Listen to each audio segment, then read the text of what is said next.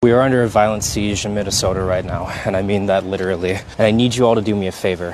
I need you to stop focusing on just what ICE is doing and how bad it is and start focusing on how they're doing it. They're changing their tactics and strategies rapidly now more than ever and finding ways to blend in, finding ways to operate faster and attempt to outmaneuver us and otherwise be able to use new suppression tactics to bait people out and to be able to basically crush any resistance. The majority of agents are no longer concerned with wearing face masks whatsoever. They've traded them out for baseball caps and sunglasses, beanies and sunglasses, beanies with pom-poms on the end of them, especially for female presenting agents.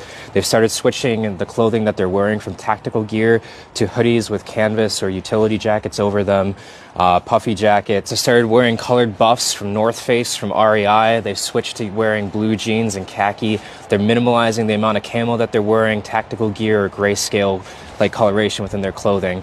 It's important to note all these things because they're trying to blend in with the Midwest, not just prepare for the cold weather, but blend in as all of us.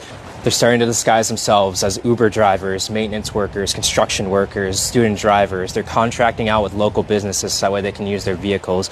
We documented a report of them starting to use like a vehicle from a local plumbing business that has all the decals and stuff on it of that business. That way it looks as though it isn't ICE at all. They're using handicap parking passes. They're starting to load more things on their dashes. They're using high visibility vests. They're throwing Gatorade bottles, stuffed animals, whatever they can up on the dash in order to make it look like a civilian vehicle.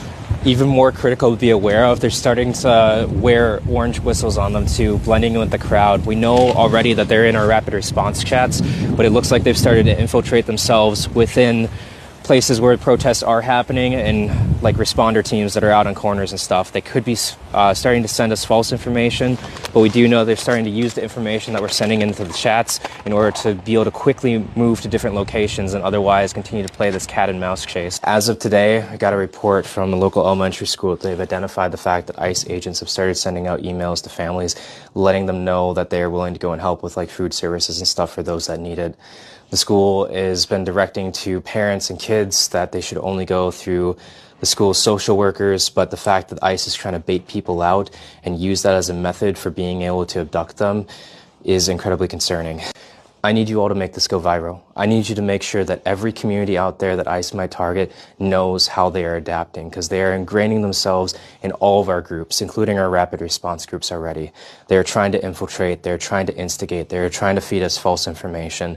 Our best chance of beating them is to outnumber them and outpace them and make sure that every time they adapt, we adapt quicker. This isn't just an immigration enforcement operation.